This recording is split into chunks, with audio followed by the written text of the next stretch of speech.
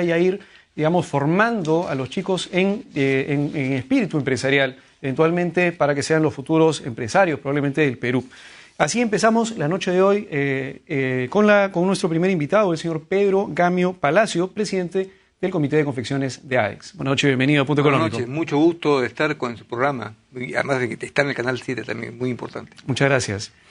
Estamos viendo una actividad, Expo Textil. Expo Textil, digamos, en lo que en general los peruanos entendemos que es la meca de la industria de las confecciones, que es Gamarra. Me gustaría saber un poco, probablemente me desmienta, en breve minuto vamos a entender por qué de repente no es así, pero me gustaría primero entender cómo está nuestro sector de textiles y de confecciones. Ya. Cuando hablamos de textiles, normalmente nos referimos a los que producen los hilados de algodón. Los hilados de algodón es la materia prima, digamos, del confeccionista. El confeccionista compra los hilados, con las circulares, porque somos intensivos en tejido de punto, en prenda de punto de algodón. Uh-huh. Entonces, con las circulares, compran los hilados, con las circulares hacen la tela, hacen el tejido, lo cortan, lo tiñen, lo confeccionan. Uh-huh. Y sale la prenda final. Sale la prenda final, que es exportada. Yo le hablo... ¿Exportada o el mercado interno, en realidad, no? Claro, en realidad la locomotora, la gran locomotora de la cadena textil confecciones es la exportación. Entonces, con la exportación, mire, hace 30 años el Perú exportaba no llegaba a 200 millones de dólares anuales. Uh-huh. Ahora, en el 2008, hemos llegado casi a 2.000 millones de dólares. O sea, estamos acá hablando de un crecimiento espectacular, ¿no es cierto? Uh-huh. Y las empresas ahí, con dos o tres empresas, ya hacemos la exportación que hacía todo el país en hace 30 años. Uh-huh. Se ha crecido mucho. Lo importante de la confección es que además exporta con valor agregado. O sea, los hilados son como un 5% de valor agregado. El 95%, el 90 y tanto por ciento lo pone el confeccionista. Uh-huh. ¿Ya? Y también es intensivo en mano de obra. Gran cantidad de trabajadores. Hablamos de 250.000, 300.000 trabajadores directos. Empleados directamente en la industria de las confecciones. En confecciones. Y también después vienen ahí los indirectos y los inducidos. O sea que muchas familias peruanas trabajan, uh-huh, viven de su trabajo, que es un excelente trabajo. El corazón de la industria de confecciones peruana es el peruano, el trabajador. Y especialmente a la mujer. Hay muchas mujeres que están en la industria de la confección. De forma espectacular. Hablaba hoy día la ministra de la Producción, sí, Gladys Trigueño, con respecto a cuánto representa la industria de textil y confecciones dentro del PIB de manufactura. Estamos hablando de un 10%. Y además explicaba, si no me equivoco, la gente de Comex, que la posibilidad de aumentar el porcentaje del sector dentro del PIB de manufactura, digamos, tiene todavía bastante para crecer. Sí, pero claro, esto suena raro cuando, por ejemplo, se escucha, sí, que la gente de Gamarra, digamos, tiene el problema de los textiles chinos, de las confecciones chinas, sí, y la vez pasada, hablando justamente acá con, digamos, los empresarios de APIC, esta es una de las principales asociaciones dentro de Gamarra, claro, nos explicaban básicamente que ahora ya casi el 30% de empresarios de Gamarra ya no son confeccionistas, son importadores de textiles chinos. Entonces, ¿cómo vamos a crecer en una industria en donde nuestro principal competidor, probablemente por un tema obviamente de costos mucho menores, es China? ¿Cómo vamos a poder crecer en esta industria y ser competitivos a nivel mundial, eventualmente, si es que la exportación, sí, es la locomotora? Vamos a ver, Gamarra, le tengo gran cariño a Gamarra, es un conglomerado muy importante en que hay mucha informalidad también. Uh-huh. Me perdonen los amigos de Gamarra, pero hay mucha informalidad. Una parte es formal, la menor, y hay una parte muy, muy grande informal. Eso no se puede calcular muy bien cuánto es, ¿no? Son gente de mucho trabajo, mucho empeño, han empezado a empezaron a exportar a Venezuela, ahí se empezaron a formalizar mucho.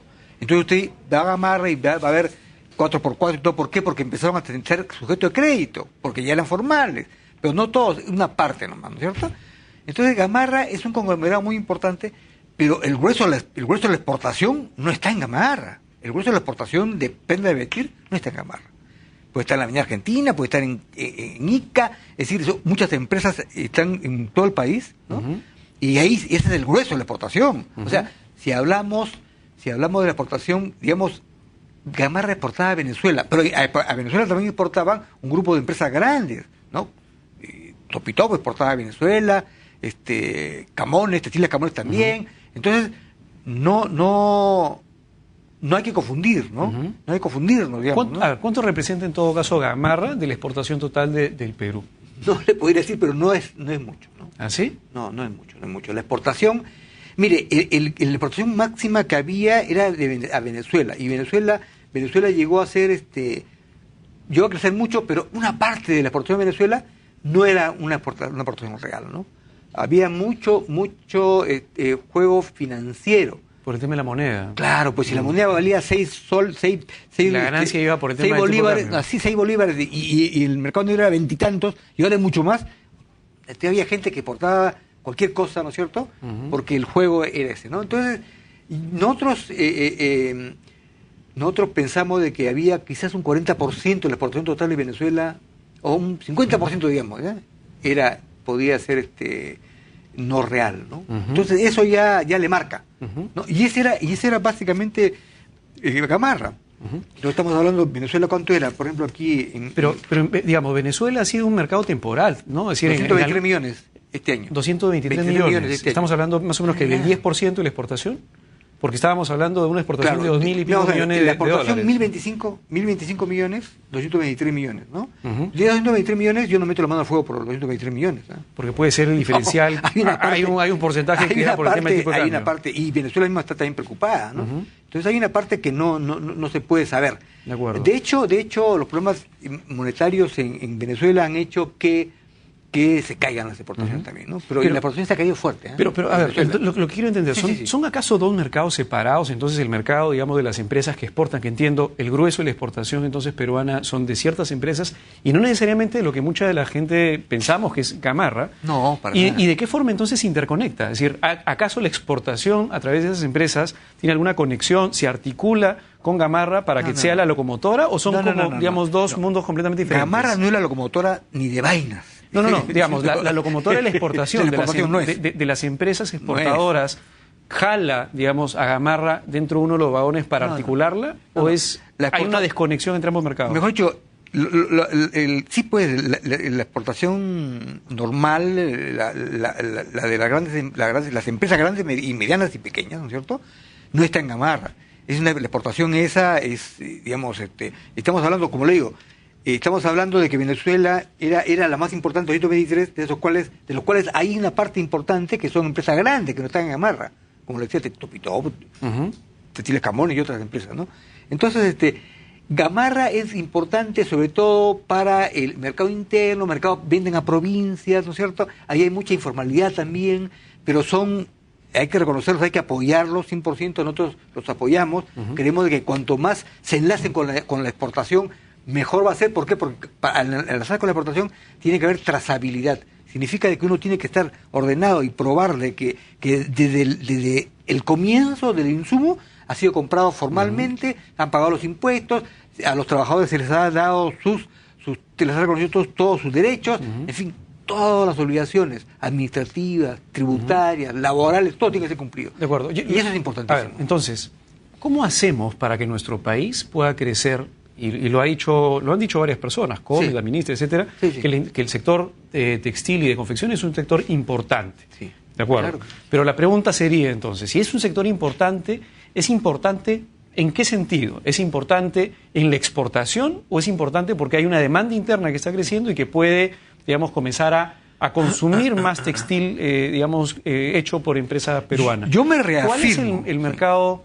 Si definitivamente el de exportación. El mercado interno, entonces, ¿no es relevante o es poco relevante? No. A ver, vamos a ver. ¿Cómo es el tema? El mercado de exportación es el más importante, es la locomotora. El mercado interno está creciendo cada vez más y eso es muy sano, y eso es también producto de la exportación, porque la exportación, ¿qué hace? Como somos intensivos de mano de obra, tenemos muchos trabajadores. Los trabajadores se les paga la remuneración del mínimo para arriba, porque es una curva salarial que el mínimo se arranca, cuando tienen productividad ya ganan por destajo y ganan bastante mejor y bastante bien, y mucho más de lo que ganan la competencia asiática, en fin, ¿no es cierto? Entonces, de esa manera, ese señor que compra, la nueva clase media también es parte de esa gente, ¿no es cierto? Que compra las ropa y todo. Ahora, ¿qué ocurre? En el Perú lo que hay un desbalance. Nosotros hacemos mucho tejido punto. ¿Sabes lo que son los t-shirts, los polos, las blusitas para pijamas, esas cosas, ¿no? Pero las telas planas, las que son de telares, de lanzadera y que son con computador y todo, son carísimas. Y hay pocas empresas que se meten en ese rubro y nadie las puede obligar, porque obviamente hay libertad y gracias a Dios, ¿no?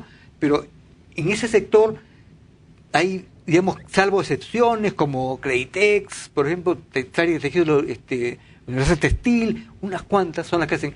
Y las prendas que son para vestirse son hechas con tela plana. O sea, hay mucha importación de telas. Es decir, a pesar de que nosotros queremos impulsar el sector textil y confecciones, lo que me dice es que importamos bastante textil de tela plana, porque no lo producimos acá. Por supuesto. Pero no lo producimos acá porque somos ineficientes produciéndolo. No, para nada. ¿O cuál es la restricción para no hacerlo acá? Es muy caro, es muy la inversión. O sea, es las tejedurías, hay una inversión de capital muy fuerte, ¿no es cierto? Muy fuerte. Entonces, eso todavía, es decir, llegará a ser. Pero en este momento lo que estamos fuertes nosotros es en punto, que son de los circulares, ¿no? En eso somos fuertes y somos buenos, y muy buenos. Y exportamos, eso es lo que exportamos a Estados Unidos, a Europa, a Brasil, a Argentina, ¿no es cierto? Eso significa que el producto que nosotros estamos exportando, que básicamente en las partidas arancelarias son t-shirts, los polos, ¿no? Claro, sí. Tejido de punto, que es el grueso. Sí, digamos, es algo que a nivel mundial es reconocido, pero que no necesariamente estamos consumiendo en volúmenes grandes para demanda interna, para el peruano, claro, digamos, promedio. Esa exportación es la que sale. Obviamente que también se venden polos, pero las empresas... Es decir, el grueso de lo que se produce acá en Perú no se queda acá, se va. Se va. El grueso de la exportación es para afuera. Y es exportado. Ahora, también hay empresas pequeñas o medianas que venden también al mercado interno. Por ejemplo, hay empresas como Testimás, por ejemplo, que está también entrando a vender al mercado interno más fuerte. Pero hay otras empresas que venden todo su producción y dan mucho trabajo y pagan impuestos, y es muy importante, y eso es en todo el mundo. Y venden a marcas, las principales marcas mundiales, ¿no? Internacionales. ¿Cómo hacemos? Justamente usted plantea ciertas estrategias de forma en que podamos hacer que este sector, digamos, que los mismos empresarios hagan que este sector sea mucho más potente. ¿Y cómo hacer entonces, o qué estrategias ustedes proponen como ADEX para que el sector confecciones y textil sea mucho más potente a la hora de exportar? Claro. ¿Cuáles son las principales cosas que deberían estar sucediendo para que no exportemos 1.000 y pico millones de dólares al año en textiles, sino, digamos, podemos exportar el doble o el triple, sin tener necesariamente que competir en los mismos mercados con los productos chinos, por ejemplo? No, nosotros competimos a nosotros no nos asustan los chinos, nosotros exportamos y competimos con los chinos. Lo que pasa es que cada uno tiene, la fortaleza del sector peruano es que realmente hablamos el mismo idioma prácticamente, porque se habla mucho inglés y también hay que hablar mucho castellano con los clientes, ¿no es cierto? Que son básicamente Estados Unidos, americanos, y también ahora se vende Europa, algo, porque ellos están muy comprometidos con Turquía y con el norte africano, ¿no? Se vende algo en la región también, se vende a Colombia, a Venezuela se vendía más, pero ya hablamos que Venezuela es un mercado un poco complicado, ¿no? A Brasil, ¿no? A Ecuador, a Bolivia, se le vende, ¿no? Entonces, esa exportación es a pedido, no hacemos stock y vendemos, no, a pedido, nos piden y vendemos, ¿cierto? Ahora con el Mundial, por ejemplo, Brasil nos ha escogido, por la marca Perú, ha escogido al Perú para que lo provean de prendas vamos a proveerle al Mundial. Vamos a entrar al Mundial. Con los polos. Con los polos, con la ropa deportiva, digamos, de remeras. El merchandising, me imagino de remeras, ¿no es cierto? Que diga Mundial. Claro, con lo que ellos piden, ¿no es cierto? Entonces, eso está muy bien. Ahora, el crecimiento ha sido vertiginoso. Ya le costaba $200 millones en un momento y ahora $2.000 millones en 2008. Más pero ¿qué viene? Viene encima una primera crisis en 2008-2009, ¿no es cierto? Que se cae la exportación americana, y después viene esta crisis del euro que también afecta a los mercados y afecta a otro mercado como el brasilero argentino, que comercian mucho con la zona euro, ¿no? Entonces, eso afecta nuestros mercados. Ahora, nosotros hemos bajado 15%, casi 16%. En la exportación del sector textil. Del sector de confecciones. Confecciones. Confecciones textiles se ha retrocedido como 16%. Ya. 15 y pico, ¿no? Entonces, ¿qué estrategias están planteando los exportadores para revertir la tendencia? Esto, realmente es una consecuencia de los mercados que se han caído. Nosotros creemos, primero, de que no nos muevan más el piso. ¿En qué sentido no muevan más el piso? Claro. En este momento en Indecopi hay un procedimiento para ponerle un derecho compensatorio a la importación de algodón fibra originario de Estados Unidos. O sea, el algodón peruano no llega al 40% de las necesidades que tiene la producción peruana de algodón, no llega al 40% de las necesidades que tiene la industria hilandera. O sea, yo soy exportador y necesito algodón. Tengo que comprar afuera. Y todo el 100% del algodón se compra, pero necesito 60% más todavía. Claro, se le compra el 100% del algodón peruano, pero hay que importar algodón americano, normalmente es americano, ¿no? Entonces, si nos quieren poner equivocadamente, totalmente equivocado, ¿no? Habrán de menos de 10%, pero en ese rango de 7, 8, qué sé yo, o lo que fuera de un derecho compensatorio a la importación de algodón americano, es una barbaridad. Una barbaridad, porque eso nos aumentaría nuestros costos por lo menos en 4 y pico %. Y eso simplemente nos saca de mercado. Hay un daño tremendo. Entonces, si nos hacen eso... ¿Bajo qué lógica se hace? ¿Tratando de proteger la industria nacional del algodón? No, claro. Pero ¿cuál es la lógica? Porque tiene alguna razón detrás debe haber para que se haga eso. Claro, la lógica ¿cuál es? Dicen, no, que el algodón americano es subsidiado y eso hace que se siembre menos algodón. Eso no es cierto. Acá se siembra al menos algodón porque el algodón es un producto que no deja sitio para que hayan 2 cosechas en un campo. Es de 8 meses y pico, ¿no es cierto?, la maduración. Entonces, simplemente tienen una sola cosecha de algodón por un predio. Además, acá, en el centro y en el sur, siembran en maceta casi, ¿no? O sea, hay un minifundio tremendo. O sea, son 3 hectáreas, 4 hectáreas. Con eso no pueden llegar a una economía...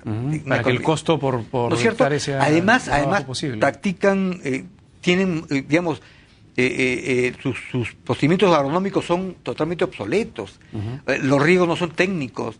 Siembran la pepa. La pepa es la semilla misma de la planta, en lugar de sembrar semilla clasificada, certificada, ¿no? O sea, sus ratios de productividad son pésimos. A ver, lo que usted está diciendo es, existe un montón de exportadores que quieren exportar textil y que se mueren por exportar cada vez más textiles al mundo y voltean al mercado peruano, digamos, y quieren ir al sector, digamos, del algodón, quieren comprar algodón en volumen. Es más, entiendo que están comprando todo el algodón que hay prácticamente. Todo limpio, no queda nada. Falta más algodón y lo que necesitan es, y existe una demanda real, pero si yo lo que no entiendo entonces, ¿por qué si existe ya una demanda real? ¿Por qué si ya se está consumiendo prácticamente todo el algodón? ¿Por qué en la industria algodonera, en todo caso, no se aumenta la productividad, no se invierte más, no se comienza a hacer de repente asociaciones para tratar de tener economía de escala para poder atender a los exportadores? ¿O es que el precio que pagan los exportadores no es suficientemente interesante como para que me haga negocio ir y sembrar algodón? No. El mercado internacional es que siga los precios del algodón. El problema está que el productor peruano es muy pequeño, pero Milton Fongese, el ministro de Agricultura, ha hecho un esquema muy bueno, ¿ya? O sea, ¿para qué? No dar subsidios directos, sino apoyarlos en riego tecnificado, en compra de semillas certificadas, de impulsar la asociatividad. Ese es el camino, y espero que vaya ahí. Pero no se puede tampoco obligar también a que siembren algodón. Hay mucha gente que dice, oye, yo prefiero sembrar espárragos, prefiero sembrar uvas. Migran a otros productos. Y en el norte su costo de oportunidad es demasiado alto, digamos. Así es. Hay unos patas que siembran arroz con agua de represas. Esa es una locura. Porque el arroz se siembra en sitios de secano, o sea, donde hay lluvias fuertes que inundan los campos, y ahí se siembra arroz. Pero aquí se siembra en un desierto. Eso siempre se ha hecho, ¿no? Hace años. Es una locura. Además malogran la tierra porque esa agua eleva la napa freática y también se saliniza, se malogra la tierra. Entonces es una locura. Entonces esas cosas son los problemas que tienen son estructurales en el campo, ¿ya? Este problema, y no solamente es en el algodón, en general, digamos, hay problemas en otros cultivos también. El tema del algodón sí puede sernos para nosotros un problema gravísimo, porque si nos suben 4 y pico % los costos... Claro, al final la prenda que exportas también pues sufre... Y no se puede transferir, no se puede trasladar al precio de venta internacional ese mayor precio. Vamos a ir a una actividad oficial, señor Pedro Gramio, y volvemos en breves minutos. Vamos a la actividad oficial, por favor. Encantado.